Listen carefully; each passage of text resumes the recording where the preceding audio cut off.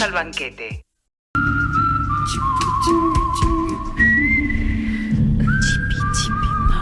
¿Qué es eso? Me falta el cardo dando vueltas, ¿viste? O Chipi, que entra rodando el estudio. Sí, seguro. Tenés cortina nueva, Mario Chipitelli Me con encantó. nos. ¿Viste? Creación Me de encantó. Inés, por supuesto. Mírala. A ella. O sea, Miriam y yo podemos tener grandes ideas, pero no podemos realizarlas. Inés las tiene y las realiza. La próxima entras así rodando como el cardo. Sí, en cualquier momento. O abrazado así, girando. ¿Cómo andan? ¿Bien?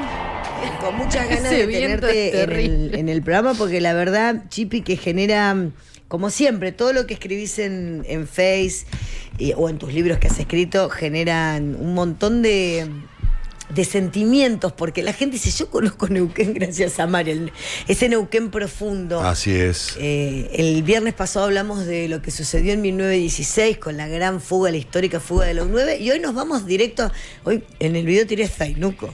¿Contento? Gracias, Super. Gracias, Superman.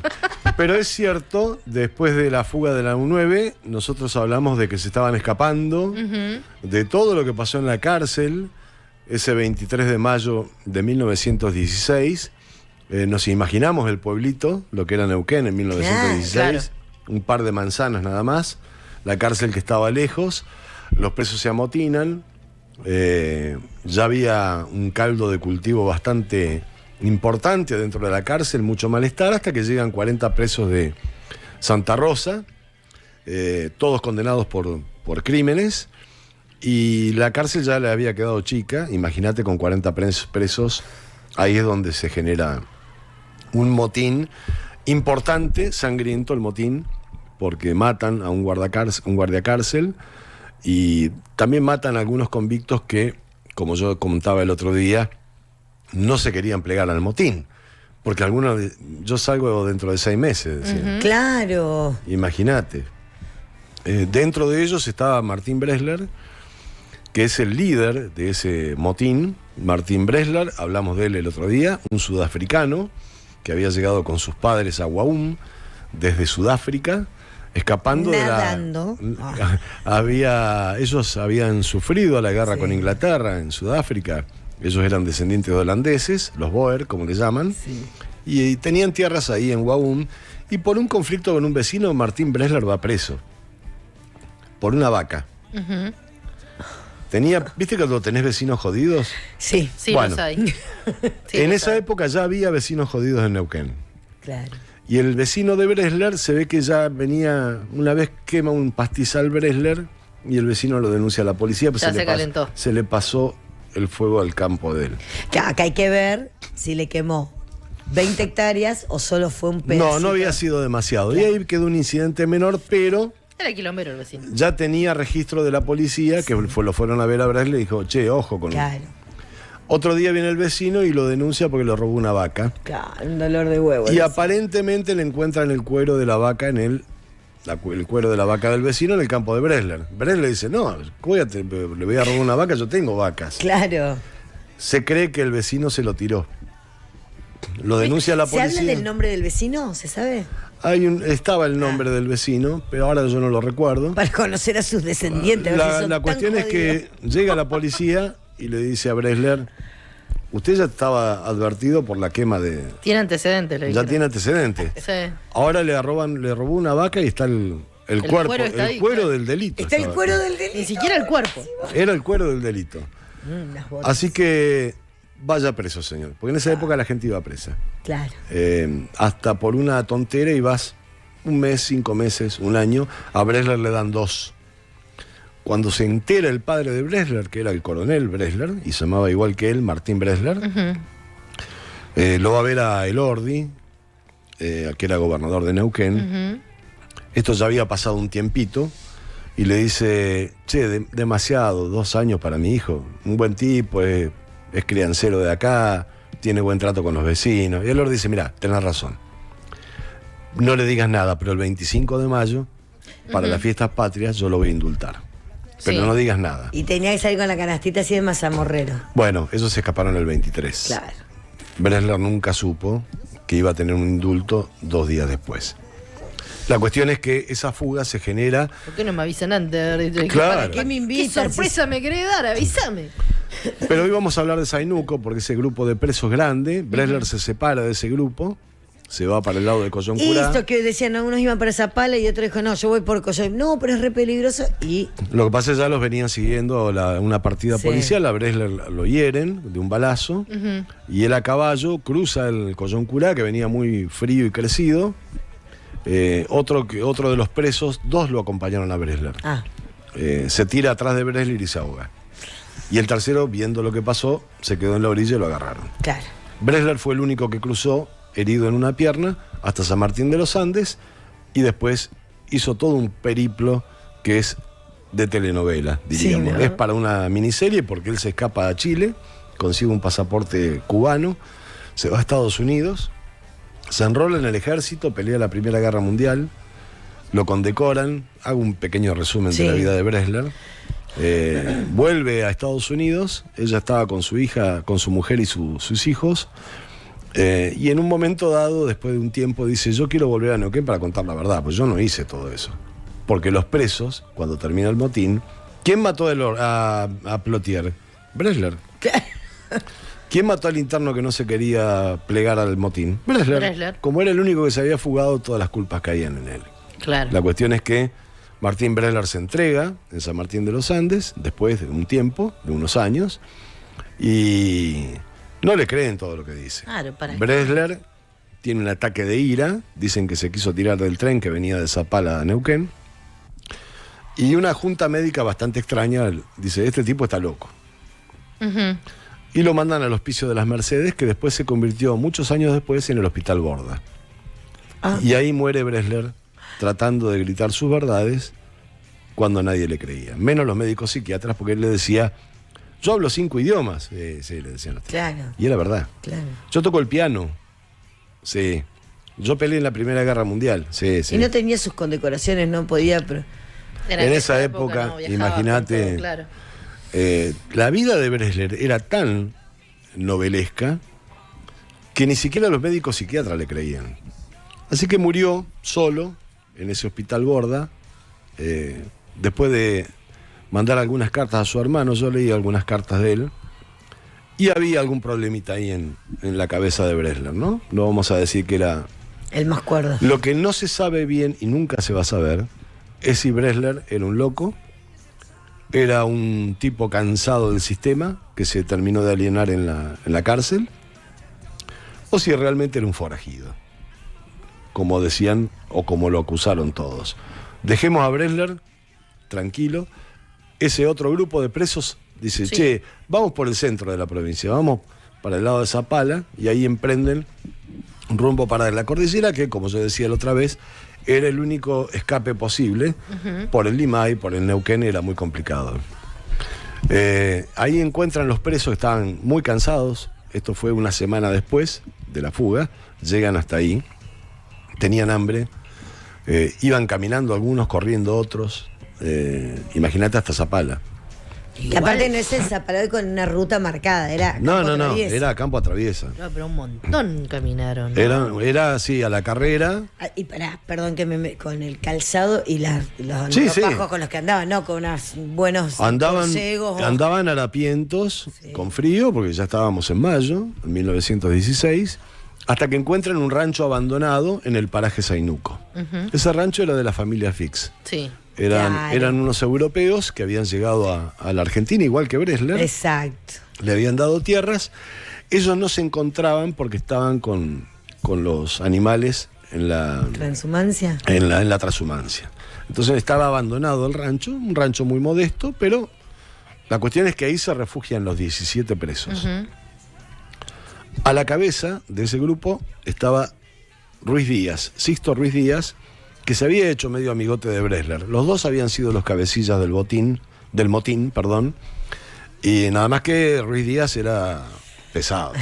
Estaba condenado por un crimen, un tipo que no tenía instrucción, y era un tipo violento. Y era el que conduce a los presos en ese... La cuestión es que ellos se acuestan a dormir esa noche, y a la mañana temprano, ¿quién los despierta? La policía. La policía, claro. Están rodeados. El rancho era de madera, hay fotos del rancho. Estábamos compartiendo unas fotos re lindas. ¿De dónde conseguiste esas fotos? Esas fotos me Para las mandó agradecer. un descendiente de Fix, bisnieto de Fix. Ahí estamos viendo algunas imágenes. Sí. Ese es un fotomontaje de un rancho mirando para afuera de la ventana. Están todos los presos que estamos viendo. La cuestión es que, ¿qué hacen los presos? Se resisten a balazos. Oh, O sea que estaban armados. Estaban armados, sí, sí, sí. Ellos se hicieron de armas. Nada más que estaban en una hace ferino ahí, mira. Ahí está el rancho, ahí vemos el rancho de los Fix. Todos estos animales son de los Fix, las imágenes que estamos viendo Exactamente. en este momento. Eso fue antes o después de Zainuco, ¿no? Ellos estaban con todos los animales en otro lugar.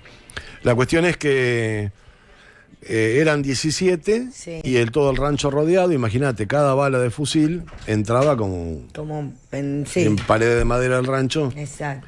Y la balacera se extendió durante un par de horas. Un par de horas. Sí, hasta que cae mal herido Ruiz Díaz, que era el líder. El día. El tipo dicen que sale afuera del rancho, cansado, a las puteadas, y ahí lo terminan de acribillar. Cuando el resto de los presos ve eso, dice, che, no da para más esto. Claro. Ya se estaban quedando sin municiones, vamos a entregarnos. Y gritan, nos vamos a entregar. Salen todos los presos, que ya eran 16, y ahí es donde empieza la historia de Zainuco. Los dividen en 2 grupos de 8. A un grupo lo mandan caminando a Zapala, Ay, qué hijos de puta.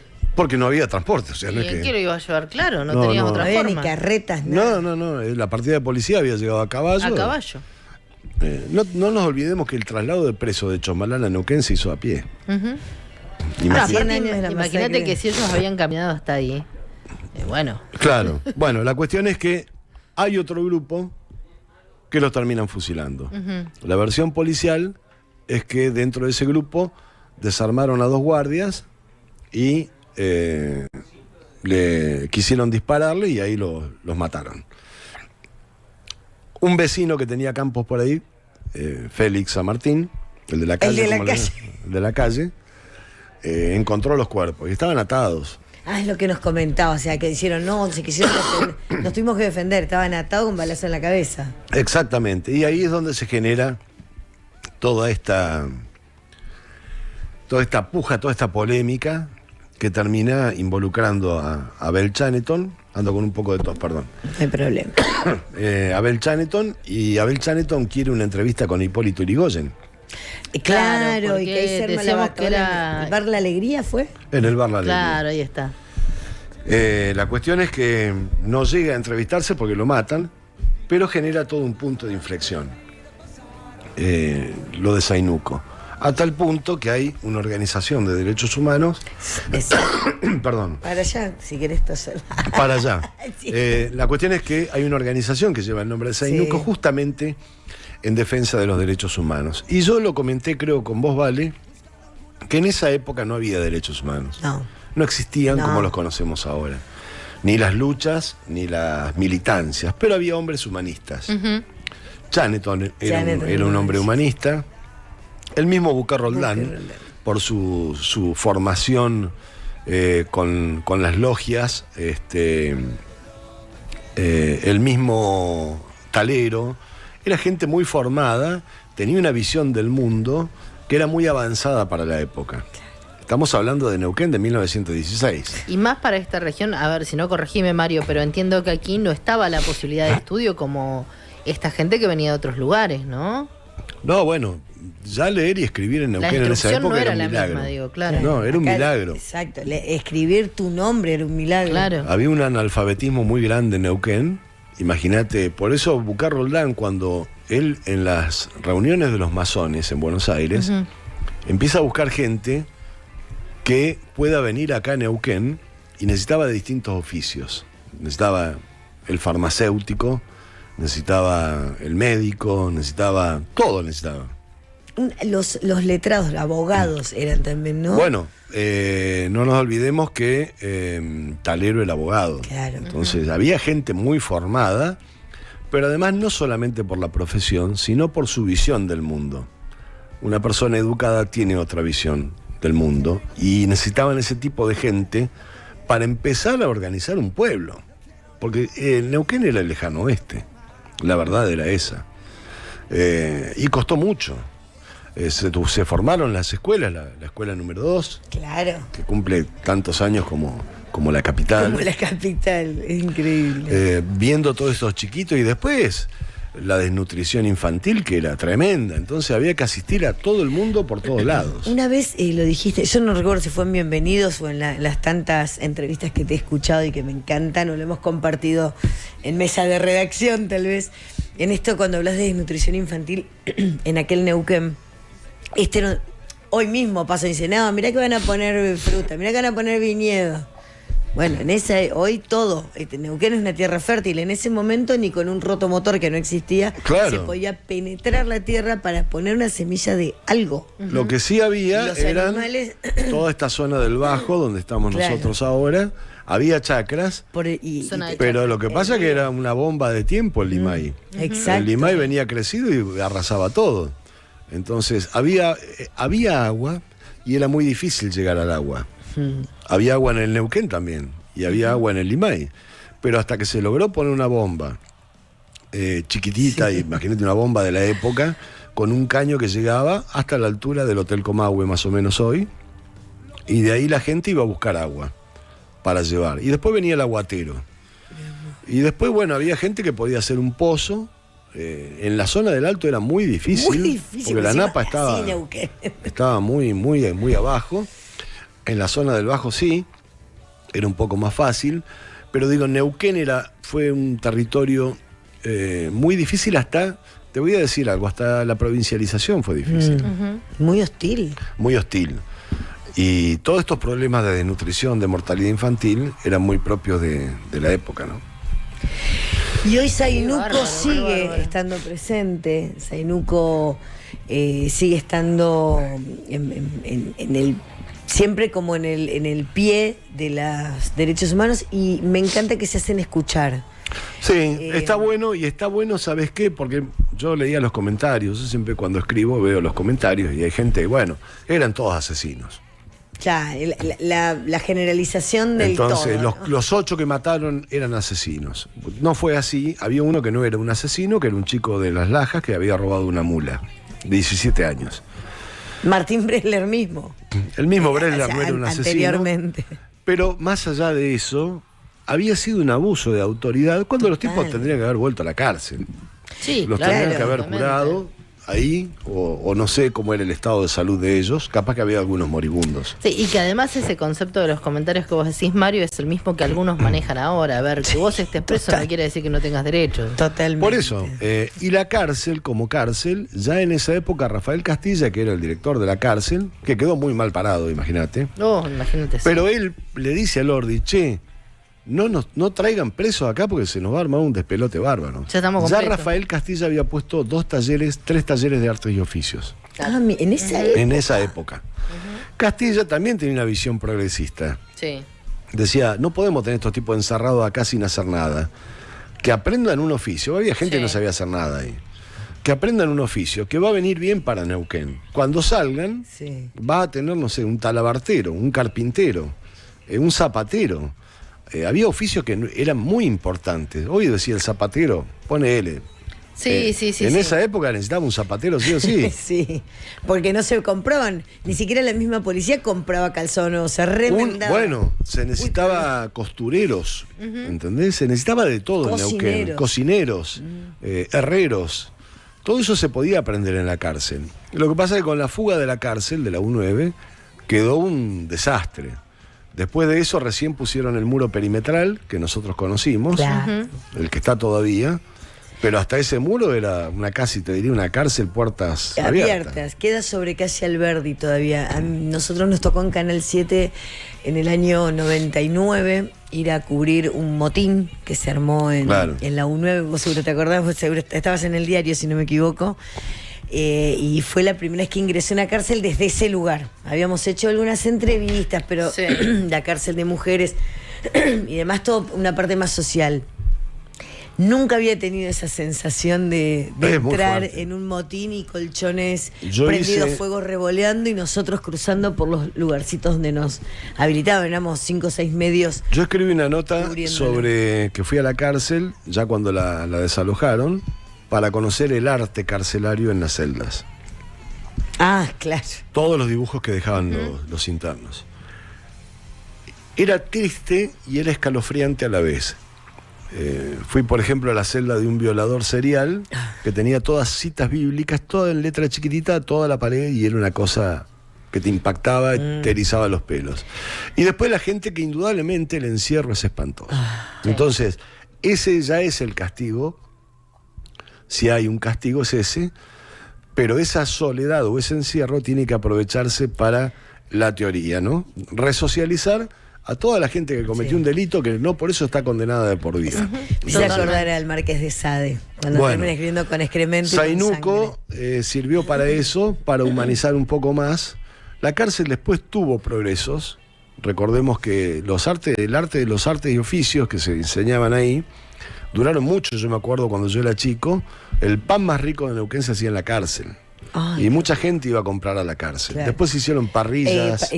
Hacían, me acuerdo cuando De la todo. venta de tallarines también yo Te compraba. hacían de todo. Yo no sé si eso todavía funciona en las otras cárceles, pero me parece que es una medida para humanizar al preso, que no sea solamente un número, y para resocializarlo, porque si el tipo no le enseñas nada, va a salir y va a salir volver peor, tal vez. o peor. Totalmente. Eso la enseñanza de Zainuco ocurrió el 30 de mayo de 1916 y bueno, fue un punto de inflexión en la historia de nuestra querida provincia. Mario Chipi Chipitelli, escritor, periodista, amigo de la casa. Síganlo en Facebook, lean. Siempre estoy escribiendo alguna cosita. Cuando reedite compraremos sus libros. Yo me quedé afuera de esa Miguel Morir y elegimos muy atinadamente, Inés, estábamos viendo la playlist de En Zapala debe estar nevando, el libro de Gustavo El Rulo Lupano, que armó una playlist por cada capítulo, que Ah, es mirá qué lindo. maravilloso. Y estaba yo mirando y Inés dice, ahí va, Mala Vida, de Mano Negra. Bienvenidos al banquete.